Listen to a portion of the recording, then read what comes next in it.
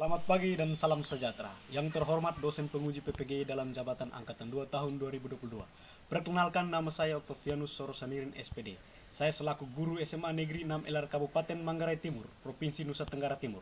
Sekaligus mahasiswa PPG dalam jabatan Angkatan 2 tahun 2022, Universitas Negeri Jakarta. Pada kesempatan ini saya akan melaksanakan kegiatan pembelajaran untuk memenuhi uji kinerja. Untuk itu, saya mohon kepada Bapak Ibu dosen untuk memberikan masukan agar kedepannya lebih baik lagi. Berikut video pembelajaran saya.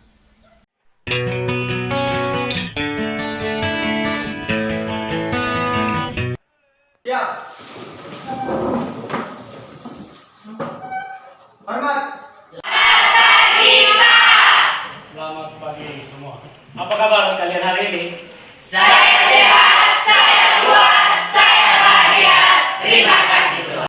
Oke, sekali lagi selamat pagi semua.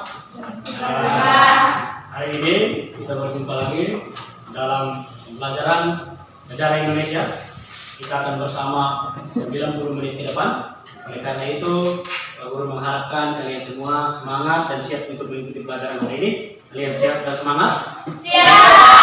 Yakin? Ya. Oke, tepuk tangan untuk kalian. Baik, sebelum kita memulai pembelajaran kita pada pagi hari ini, patutnya kita awali dengan doa. Siapa yang mau memimpin kita dalam doa? Silakan. Akan pelajaran kita, mari kita berdoa menurut ajaran kita masing-masing. Berdoa mulai.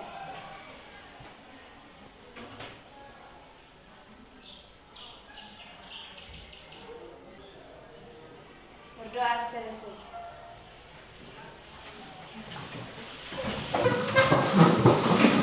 Ya, terima kasih banyak sudah memimpin kita dalam doa.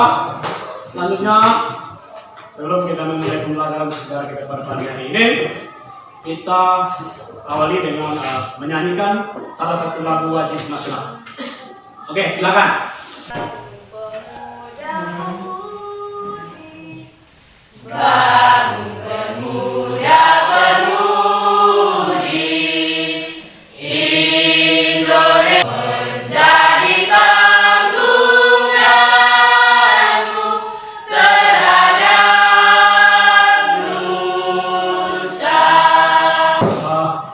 Selanjutnya Pak Guru akan mengecek kalian. Jauh Zeru, Hadir Pak. Dularif Dibetuhi, Hadir Pak. Elison Digajah. Hadir Pak. Kalau kita melihat sampah di sekitar kita, ada sampah dibersihkan, ditaruh di dalam kotak sampah. Baik, kita masuk pada pembelajaran. Oke, baik, perhatikan. Jadi hari ini materi kita tentang Sumpah Pemuda. Sebelum itu, Pak Guru sedikit mau memberikan pertanyaan. Apa yang kalian ketahui tentang Sumpah Pemuda? Sumpah Pemuda adalah tongkat utama dalam sejarah pergerakan kemerdekaan Indonesia. Oke, baik, kita berikan aplaus dulu. Tadi Pak Guru bertanya tentang apa itu Sumpah Pemuda. Sekarang mungkin apa sebenarnya tujuan dari Sumpah Pemuda? Untuk mempersatukan kelompok pemuda Indonesia. Untuk mempersatukan kelompok pemuda Indonesia. Kita berikan aplaus. Apa lagi? Oke, silakan. Kuat tali persaudaraan pemuda Indonesia. Untuk memperkuat tali persaudaraan pemuda Indonesia. Luar biasa. Soekarno pernah mengatakan, beri aku 10 pemuda, niscaya akan kuguncang dunia. Itu apa artinya? Harapan bangsa itu ada di tangan pemuda. Jadi makna dari kita belajar Sumpah Pemuda adalah dengan tujuan kita menjaga persatuan dan kesatuan yang telah dipupuk oleh para pemuda pejuang pada waktu itu. Baik, yang berikut perhatikan tujuan pembelajaran kita pada hari ini, yaitu melalui pendekatan saintifik dengan model pembelajaran problem based learning. Peserta didik mampu menjelaskan latar belakang terjadinya Sumpah Pemuda melalui kegiatan ceramah, tanya jawab dengan tepat. Yang kedua, peserta didik mampu menjelaskan peristiwa Kongres Pemuda 1 dan Kongres Pemuda 2 melalui kegiatan ceramah dan tanya jawab dengan tepat. Yang ketiga, peserta didik mampu menganalisis terkandung dalam Sumpah Pemuda terhadap kehidupan kebangsaan di Indonesia pada masa kini melalui kegiatan diskusi pada yang keempat, peserta didik mampu membuat laporan dalam bentuk tulisan tentang langkah-langkah dalam penerapan nilai-nilai Sumpah Pemuda dan maknanya bagi kehidupan kebangsaan Indonesia pada masa kini melalui kegiatan diskusi tanya jawab dengan sistematis. Baik, selanjutnya kita akan masuk pada pembelajaran inti kita. Oleh karena itu seperti biasa, Pak Guru akan menampilkan videonya. Jadi nanti Pak Guru tampilkan video. Setelah itu silakan kalian berikan pertanyaan, tanggapan maupun sanggahan terkait video. Bisa mengerti? Bisa. Oke. Baik, langsung saja Pak Guru akan tampilkan videonya.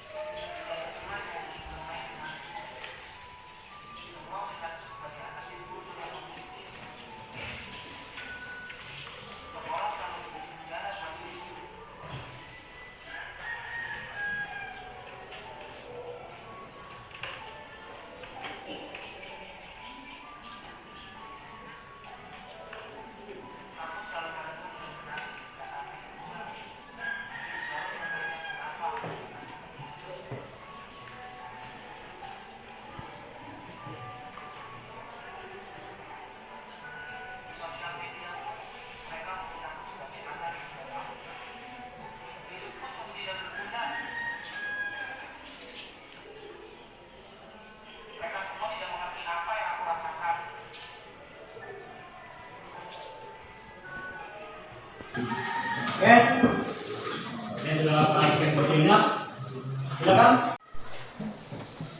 Pak, menurut saya video yang diputarkan tadi menceritakan tentang seorang siswa SMA yang selalu dijelekan oleh teman sekelasnya karena teman-temannya menjelekan dia karena kulitnya hitam dan bahkan menjelekan dia seorang siswa yang bodoh. Nah, Oke, kita berikan aplaus. Ada lagi? Silakan.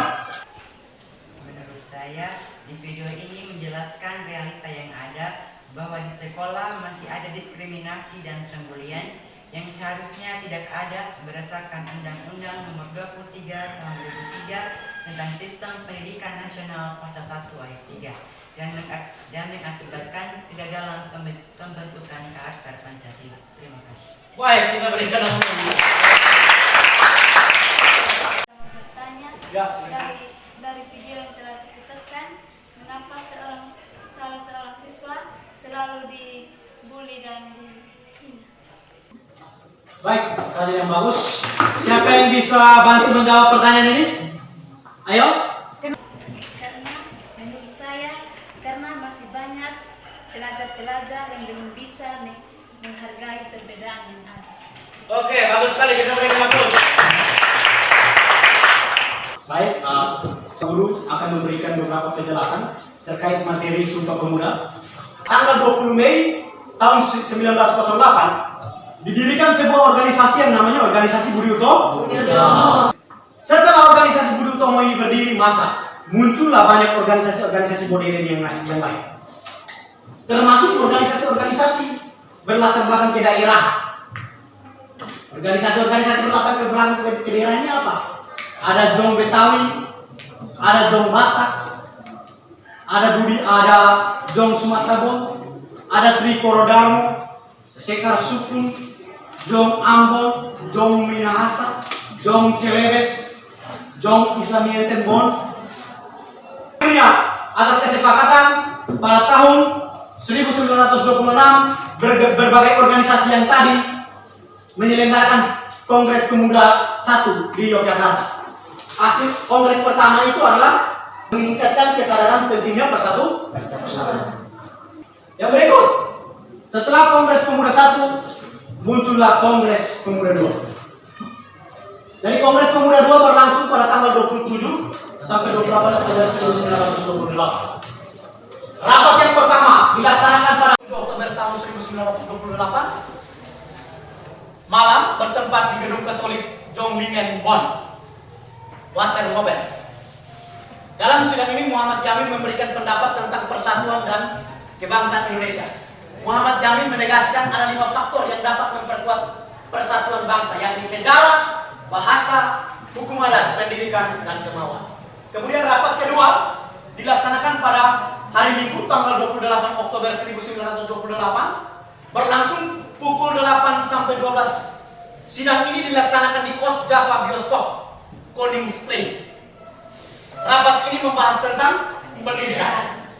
Kemudian rapat yang ketiga pada hari Minggu tanggal 28 Oktober 1928 pada pukul 17.30 sampai pukul 20.00. Rapat ketiga ini diisi dengan pendapat, misalnya Sunario menyampaikan materi tentang pergerakan pemuda dan persatuan bangsa. Jadi dari Kongres Pemuda 2 ini mereka menghasilkan ikrar Sumpah. Coba semua sama-sama kita membacakan ikrar Sumpah Pemuda secara lantang. 1. Kami putra dan putri Indonesia mengaku bertumpah darah yang satu, tanah Indonesia. 2. Kami putra dan putri Indonesia mengaku berbangsa yang satu, bangsa Indonesia. 3. Kami putra dan putri Indonesia menjunjung bahasa persatuan, bahasa Indonesia. Baik, jadi setelah itu, jadi pada waktu Kongres kedua tanggal 28 Oktober tahun 1928, untuk pertama kalinya lagu Indonesia Raya dikumandangkan. Lagu ini diciptakan oleh Oke, jadi itu. Kemudian peranan tokoh-tokoh pemuda dalam Kongres Sumpah Pemuda. Yang pertama kita lihat tokoh yang pertama Muhammad Jamil. Muhammad Jamil ini adalah seorang pencetus Kongres Pemuda dan menjadi sekretaris pada saat Kongres Pemuda Indonesia. Jamil juga lah yang merumuskan isi teks Sumpah Pemuda serta mengusulkan dijadikannya bahasa Indonesia sebagai bahasa persatuan. Yang berikut ini Sugondo Joyo Puspito yang tadi membacakan Sumpah Pemuda. Tokoh pemuda yang sangat aktif dalam perhimpunan pelajar-pelajar Indonesia atau PPI yang membuatnya ditunjuk untuk memimpin Kongres Pemuda Indonesia kedua. Dan ketiga Muhammad Tabrani. Jadi dia adalah seorang penggagas Sumpah Pemuda, wartawan sekaligus pelopor pengguna bahasa Indonesia. Yang berikut Siet Bong Liong, pemuda keturunan Tionghoa. Beliau mempunyai peranan yang penting dalam kelancaran Kongres Pemuda pada saat itu karena dengan rela menyediakan rumahnya sebagai tempat dilaksanakannya Kongres Pemuda. Rumah tersebut kini dijadikan Museum Sumpah Pemuda. terletak di Jalan Keramat nomor 106 Jakarta Pusat. Ya, ini Dr. Sutomo, pendiri organisasi Guru Utomo, ya, yang dianggap sebagai tonggak bangkitnya semangat kebangsaan.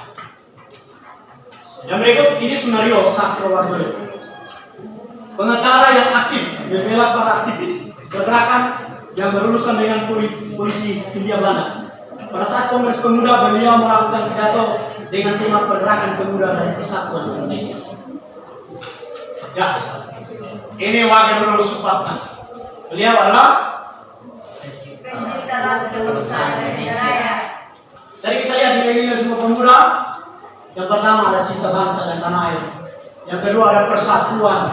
Yang ketiga ada menerima dan menghargai perbedaan. Yang keempat sikap kita berubah. Yang kelima mengamalkan kepentingan bangsa. Semangat gotong royong. Jadi itu nilai. Makna Sumpah Pemuda menyatukan perjuangan Indonesia. Yang kedua mendorong semangat berjuang. Yang ketiga melanggar rasa cinta tanah air. Yang keempat, yang kelima, yang keenam, baik. Jadi Sumpah Pemuda yang sudah diikrarkan pada tanggal 28 Oktober tahun 1928 sekali lagi menjadi tonggak atau bentuk cita-cita perjuangan kemerdekaan Indonesia. Jadi pertanyaannya, bagaimana kalian sebagai generasi penerus bangsa dapat mengimplementasikan makna dan nilai-nilai Sumpah Pemuda tersebut? Baik, untuk menjawab pertanyaan ini, selanjutnya kalian akan berdiskusi. Oleh karena itu, sebelum berdiskusi, Pak Guru akan membentuk kalian dalam beberapa kelompok. Ya. Yaitu kelompok yang pertama, kelompok Jong Java, kelompok kedua, Jong Sumatera Nembon, kelompok 3, Jong Ambon, kelompok 4, Jong Celebes, kelompok 5, Jong Batak, kelompok 6, Jong Islami Nembon. Jadi Pak Guru sudah membacakan nama-nama kelompok dan juga anggota kelompoknya. Silakan selanjutnya duduk berdasarkan kelompok tersebut. Oke, silakan nanti perhatikan. Pak Guru akan bagi materinya. Jadi di halaman depan perhatikan ada petunjuk kendali kendalinya. Jangan dibaca, dicermati. Kemudian permasalahannya sudah ada. Silakan nanti setiap kelompok bacakan. Kemudian selesaikan permasalahan yang ada pada SPD. Baik, silakan setiap kelompok maju untuk mengambil SPD-nya.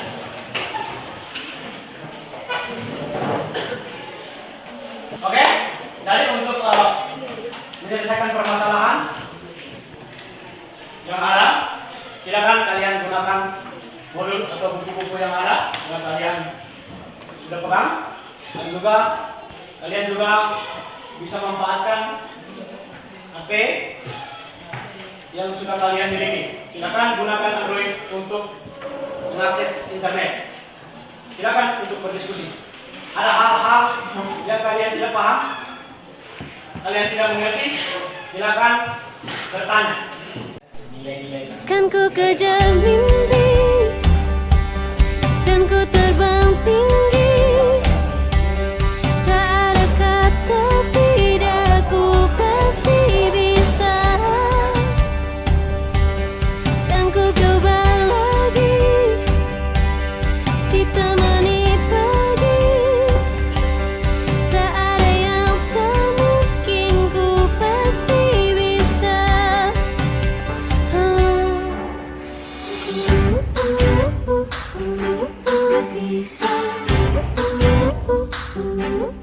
Bisa, bisa, bisa.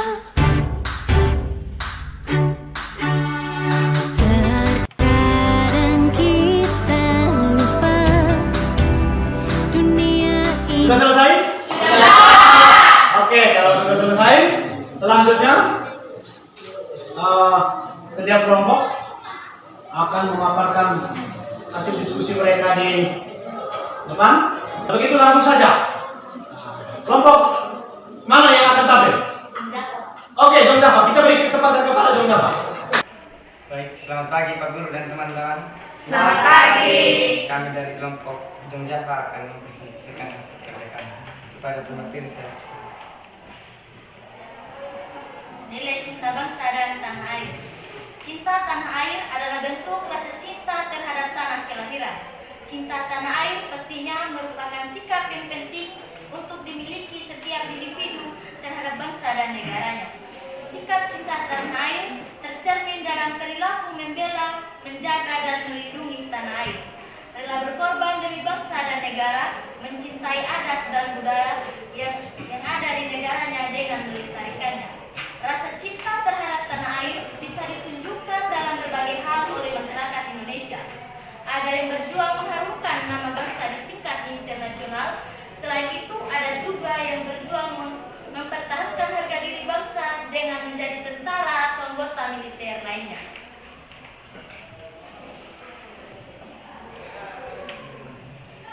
Namun pada masa kini, nilai cinta bangsa dan tanah air mulai luntur. Penyebab utama luntur rasa cinta bangsa dan tanah air Indonesia adalah nilai-nilai Pancasila hanya dijadikan sebagai sejarah. Mayoritas warga negara Indonesia hanya sekedar menghafal Pancasila. Tidak banyak yang mengamalkan nilai-nilai Pancasila yang diterapkan dalam kehidupan sehari-hari. Oleh karena itu, agar nilai cinta bangsa dan tanah air tidak luntur, kita harus mengamalkan nilai-nilai Pancasila. Contoh nilai cinta bangsa dan tanah air. Yang pertama, bertakwa dan berbuat baik kepada Tuhan. Yang kedua, bangga sebagai bangsa Indonesia. Yang ketiga, melestarikan bangsa Indonesia. Yang keempat, menghargai dan menghormati pendapat orang lain. Dan kita juga sebagai pelajar, kita harus memiliki sikap cinta bangsa dan tanah air. Yang pertama, menyanyikan lagu Indonesia Raya tanpa keraguan.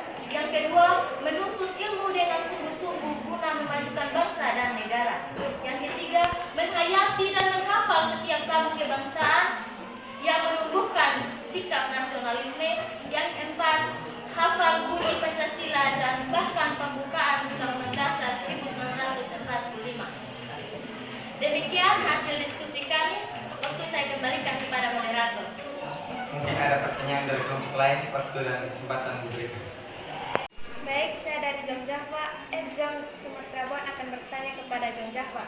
Jelaskan apa yang terjadi jika kita tidak memiliki sikap cinta tanah air. Apa yang terjadi jika kita tidak memiliki cinta terhadap tanah air? Kami akan menjawabnya, jika tidak ada rasa cinta terhadap tanah air, dapat mengancam dan menghancurkan bangsa Indonesia. Hal itu terjadi karena ketahanan nasional akan menjadi lemah dan dapat dengan mudah ditembus oleh pihak luar. Sekian. Apakah kelompok merasa puas dengan jawaban yang kami berikan? Baik, terima kasih atas kesempatan yang diberikan kami. Baik, kita berikan aplaus kepada Selamat pagi Pak Guru dan teman-teman. Selamat Selamat pagi. pagi. Baik, kami dari kelompok Jokombon akan mempresentasikan hasil kerja kelompok kami tentang nilai sikap rela berkorban. Waktu dan kesempatan berikan kepada pemateri. Nilai sikap rela berkorban. Apa itu sikap rela berkorban? Kata rela berkorban terdiri dari dua kata, yaitu rela dan berkorban. Rela artinya bersedia dengan senang hati dan tidak mengharapkan imbalan atas dasar kemauan sendiri. Sedangkan berkorban memberikan segala sesuatu yang dimiliki sekalipun menimbulkan penderitaan bagi dirinya sendiri. Jadi, sikap rela berkorban adalah sikap yang mencerminkan adanya kesediaan dan keikhlasan dalam memberikan sesuatu yang dimiliki untuk orang lain walaupun akan menimbulkan penderitaan bagi diri sendiri, atau orang yang mau mengorbankan dirinya sendiri demi membahagiakan atau memenuhi kebutuhan orang lain. Bagaimana cara menumbuhkan sikap rela berkorban? Dilihat dari definisinya, rela berkorban dapat tumbuh melalui keinginan atau kesediaan dengan ikhlas untuk memberikan segala sesuatu yang dimilikinya sekalipun menimbulkan penderitaan bagi diri sendiri demi kepentingan bangsa dan negara. Contoh sikap rela berkorban salah satunya pengorbanan pahlawan, di mana yang sudah kita pelajari pada bab sebelumnya, perlawanan bangsa Indonesia terhadap penjajahan bangsa Eropa dan Jepang yang dipimpin oleh pahlawan. Tanpa rasa dan sikap rela berkorban yang tanpa pamrih inilah akhirnya mereka bisa mencapai kemerdekaan ini. Dan tugas kita sebagai penerus bangsa harus mampu meneladani sikap rela berkorban. Tapi nyatanya remaja milenial masih sangat jauh dari keharusannya dalam hal penerapan sikap rela berkorban. Karena rendahnya rasa nasionalisme dan patriotisme dan meningkatnya rasa individualisme. Dengan bukti dalam survei Center for Strategic and International Studies atau CIS mencatat bahwa sekitar 10% generasi milenial Indonesia setuju untuk menggantikan Pancasila dengan ideologi lain. Dan survei komunitas Pancasila Muda merilis sekitar 19,15% generasi muda menganggap bahwa nilai Sumpah Pemuda dan Pancasila tidak relevan bagi kehidupan. Lalu muncul pertanyaan, dengan cara apa meningkatkan rasa nasionalisme yang di dalamnya terdapat sikap rela berkorban? Dengan cara mengawali hal-hal kecil dengan rasa ikhlas dan sedia yang mendasarkan nilai-nilai Sumpah Pemuda yang beriringan dengan Pancasila. Contoh sikapnya, mengutamakan kepentingan bersama di atas kepentingan sendiri, turut serta dalam kegiatan bakti sosial, membantu sesama yang tertimpa musibah, dan ikut berpartisipasi dalam kegiatan gotong royong dan bela negara. Sikap-sikap ini dilakukan dengan dasar rela berkorban tanpa pamrih. Saya akhiri dengan quote dari Bapak Mario Teguh, pengorbanan adalah meninggalkan kebaikan kecil untuk mencapai kebaikan yang lebih besar. Terima kasih. Demikian hasil kerja kelompok kami. Mungkin ada teman-teman yang mau bertanya, waktu dan kesempatan saya berikan. Kami akan bertanya kepada kelompok 3, bagaimana contoh rela berkorban dalam kehidupan sehari-hari. Terima kasih. Contoh sikap rela berkorban. Contohnya memberikan bantuan dana kepada korban bencana gempa bumi di Amarasi Selatan, Kabupaten Kota. Dari kelompok Jawa kawan akan presentasikan hasil diskusi kelompok kami kepada materi waktu dan kesempatan saya. Nilai menerima dan menghargai perbedaan. Sikap menerima dan menghargai perbedaan berarti menunjukkan sikap menghormati dan mengindahkan sesuatu yang berbeda. Dalam nilai menerima dan menghargai perbedaan juga menunjukkan sikap positif karena mengutamakan kebersamaan dengan orang lain. Dan dari sikap menghargai perbedaan juga akan ada banyak manfaat, yaitu terciptanya kehidupan yang damai, lingkungan yang aman. Dalam kehidupan kita tentu ada banyak perbedaan di berbagai bidang kehidupan. Contohnya perbedaan dalam hal ras, fisik, suku, agama, adat istiadat, hobi, budaya, bahasa, dan karakteristik dari setiap orang. Perbedaan ini juga akan kita temui di lingkungan sekolah, tempat tinggal, dan sebagainya. Akan ada banyak orang yang berbeda dengan kita dalam segala hal. Perbedaan ini juga termasuk dalam jenis perbedaan pola pikir atau sudut pandang. Perbedaan pola pikir menjadi jenis perbedaan yang paling sering menimbulkan perselisihan atau pertengkaran yang tak terkontrol. Dan itu sudah menjadi sikap manusia yang saling egois atau mementingkan diri sendiri. Generasi milenial harus menghargai segala macam perbedaan, misalnya untuk menciptakan kedamaian dalam hidup, meminimalisir perselisihan dan permusuhan yang memicu konflik sosial, menciptakan lingkungan aman, rukun, nyaman, dan tentram, menciptakan rasa persatuan dan kesatuan bangsa, menguatkan solidaritas antar golongan dan umat manusia. Sikap menghargai kebudayaan dan karakteristik daerah, memperkuat ketahanan nasional. Ada beberapa contoh sikap menghargai perbedaan di kehidupan masyarakat. Yang pertama,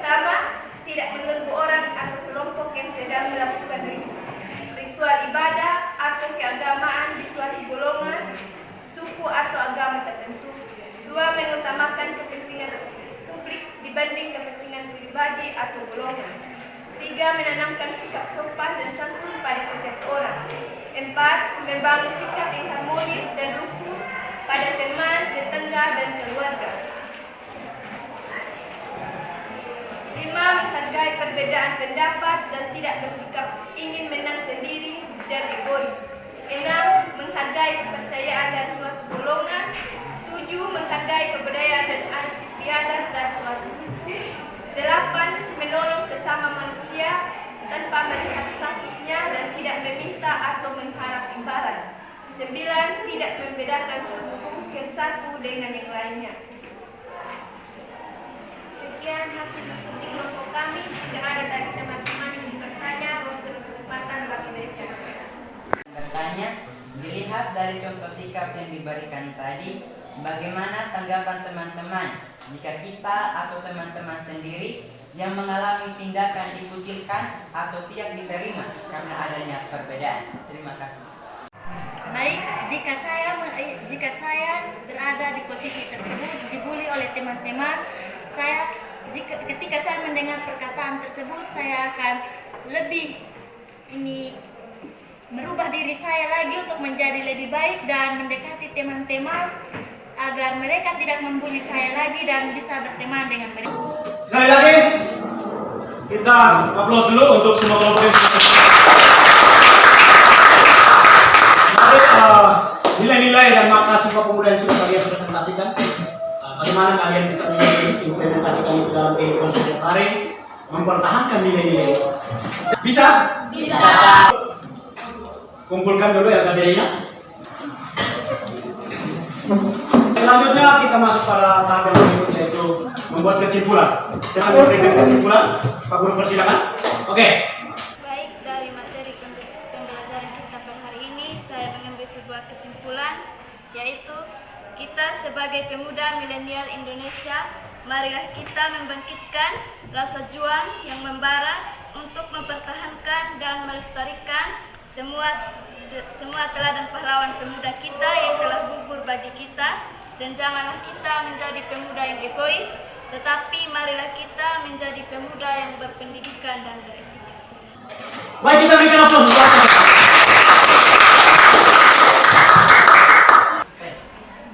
Kesimpulan yang dapat saya sampaikan pada hari ini yaitu, sebagai para pemuda-pemudi Indonesia, marilah kita selalu mempererat nilai persaudaraan, persatuan, dan kesatuan, dan selalu menghargai sesama, baik yang berbeda agama, ras maupun golongan, tetapi kita tetap satu jiwa. Terima kasih. Mari kita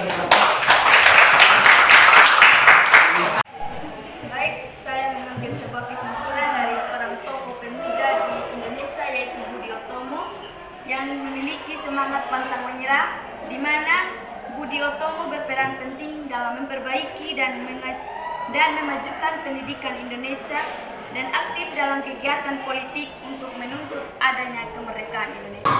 Sekali lagi kita berikan aplaus.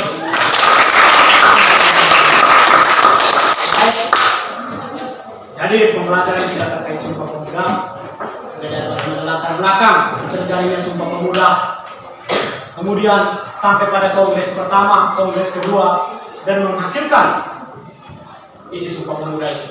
Di dalam Sumpah Pemuda terkandung nilai-nilai dan makna Sumpah Pemuda yang perlu kita tanamkan dalam kehidupan kita setiap hari.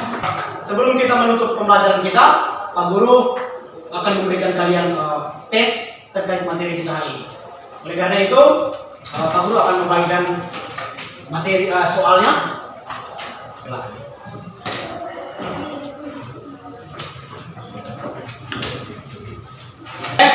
Pak Guru pikir waktu pengerjaan postesnya selesai, silakan kumpul postes kalian.